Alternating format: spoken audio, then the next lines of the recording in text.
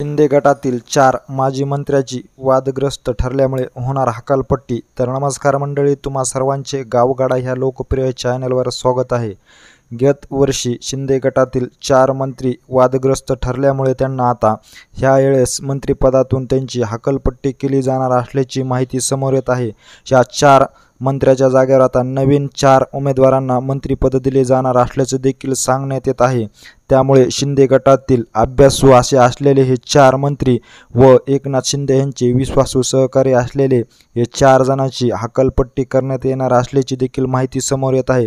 कारण यांच्या कारभारावर भाजपच्या अनेक मंत्र्यांकडून नाराजी व्यक्त केली जात असल्यामुळे आता शिंदे गटातील ह्या 4 मंत्र्याची मंत्रिपदासाठी हकालपट्टी करण्यात येणार आहे। तर हे 4 मंत्री कोण कोण आहेत तर तेच आपण पाहूया। तर सर्वप्रथम नाव येत आहे ते म्हणजे अब्दुल सत्तार। अब्दुल सत्तार यांना डावलून शिंदे गटातील नवीन चेहऱ्याला मंत्रिपद दिलं जाणार आहे। तर दुसरं नाव येत आहे ते म्हणजे संजय राठोड। संजय राठोड यांना देखील मंत्रिपदापासून दूर ठेवून त्यांच्या जागी दुसऱ्या उमेदवाराला मंत्रिपद दिलं जाणार असल्याचं देखील सांगण्यात येत आहे। तर तिसरं नाव येत आहे ते म्हणजे दीपक केसकर। दीपक केसकर यांना देखील डावलून शिंदे गटातील दुसऱ्या उमेदवारांना मंत्रिपद दिलं जाणार असल्याची देखील माहिती समोर येत आहे।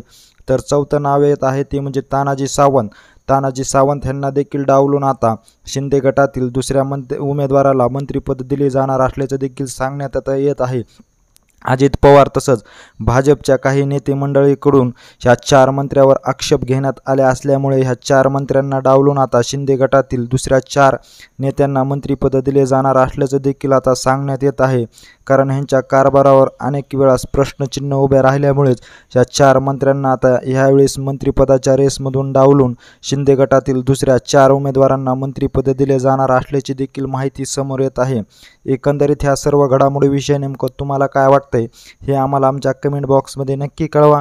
आणि अशीच अपडेट जर तुम्हाला वेळोवेळी जाणून घ्यायची असेल आणि तुम्ही अजूनही आमच्या चॅनलला जर सबस्क्राईब केलं नसेल तर नक्की सबस्क्राईब करा। धन्यवाद।